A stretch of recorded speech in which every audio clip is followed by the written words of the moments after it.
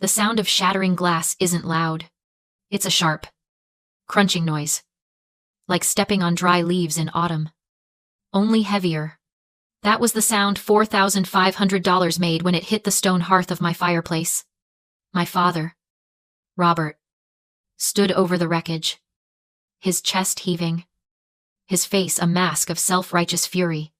My daughter, Hannah, was screaming.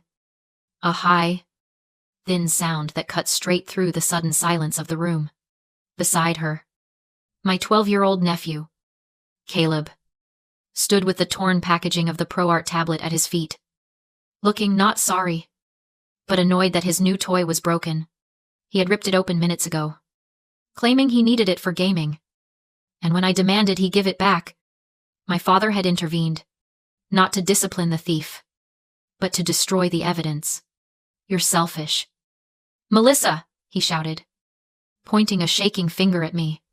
Selfish for not sharing with family. The screen was spiderwebbed. The casing cracked. The digital pen snapped in two. It lay on the stone, like a dead thing. And in that moment, something inside me didn't break. It solidified. Before I tell you exactly what I did when the police arrived, drop a comment and let me know where you're watching from and what time it is for you right now. I want to see how far this story travels. The silence that followed the crash wasn't empty. It was heavy, pressing down on my chest like a physical weight. My daughter, Hannah, had collapsed onto the sofa, her face buried in her hands, her shoulders shaking with silent sobs. My nephew, Caleb, just kicked a piece of the broken screen with the toe of his sneaker, looking bored. And my father, Robert, stood there, panting, waiting for me to apologize, waiting for me to do what I had always done, smooth things over, clean up the mess, and pay for the damage he had caused. He expected me to cry. He expected me to beg for peace. But I didn't cry. For the first time in 38 years, my eyes were perfectly dry. I looked at the man who raised me, and I didn't see a father. I saw a bottomless pit.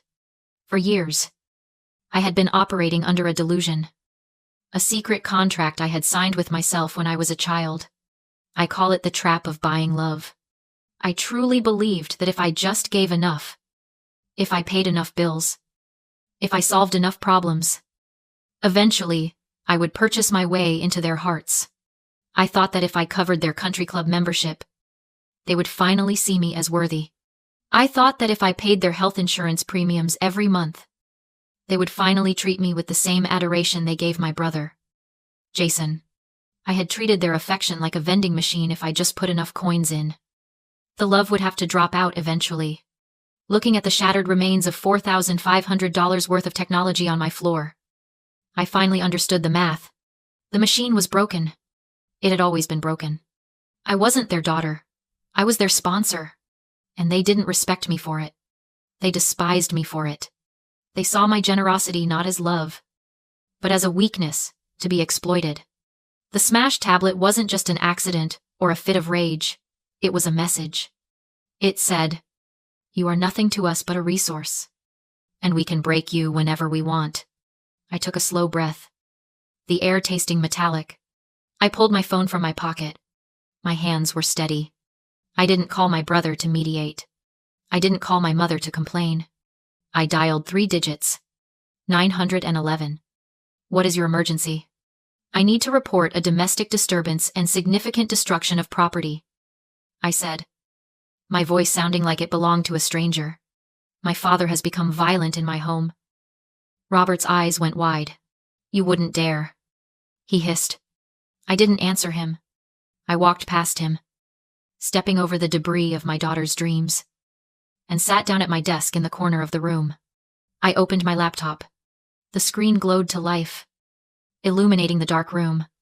I logged into the health insurance portal. There they were, listed as dependents Robert and Susan. Cost $1,800 a month. Premium due in 3 days. I didn't hesitate. I didn't feel guilty. I felt like a surgeon cutting out a tumor. I moved the cursor to the edit button. Then I selected Remove Dependent. A warning box popped up. Are you sure this action cannot be undone immediately? I looked at my father, who was now shouting at Caleb to get his shoes. I am sure, I whispered. Click. The screen refreshed. The balance dropped to 0. The tether was cut. Blue lights flashed against the living room walls, turning the destruction into a crime scene. As soon as the 2 uniformed officers stepped through the door, my father underwent a miraculous transformation. The veins in his neck smoothed out. His posture slumped into a non-threatening, elderly fatigue. He wasn't the raging patriarch anymore. He was a confused grandfather dealing with a hysterical daughter. It was a performance worthy of an Academy Award.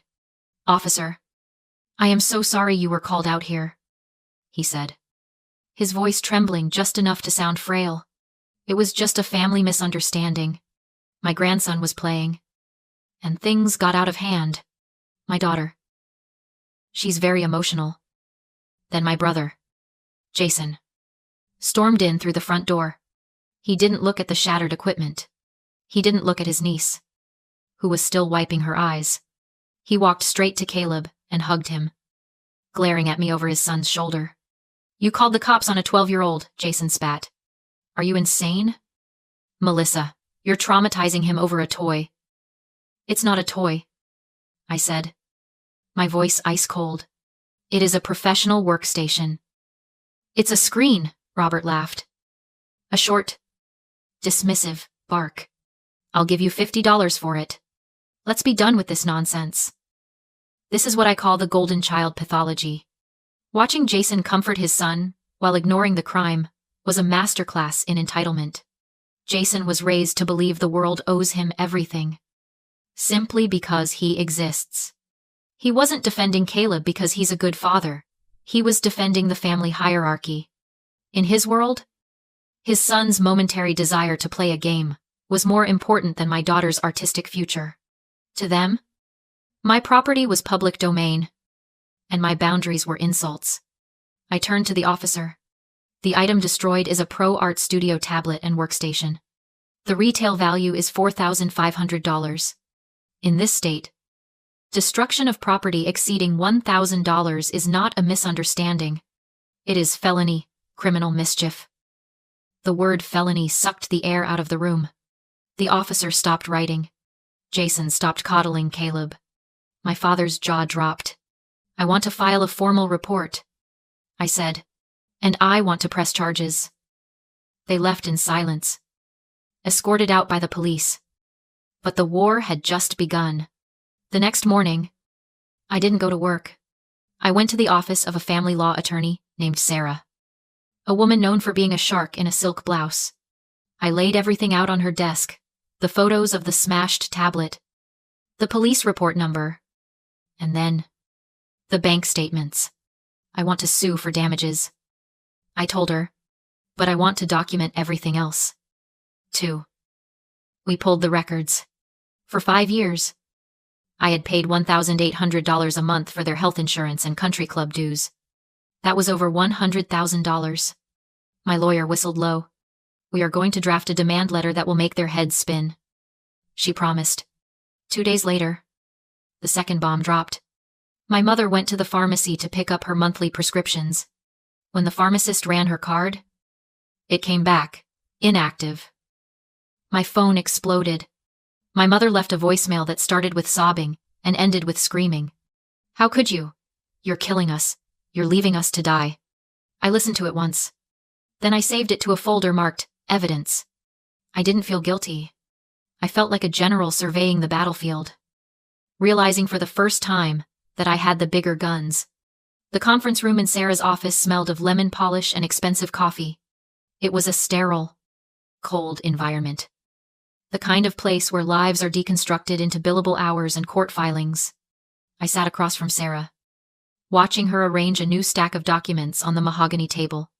Her face was grim, lacking the usual shark-like amusement she displayed when we discussed the insurance cancellation. This was different. The air in the room felt heavier, charged with a static electricity that made the hair on my arms stand up.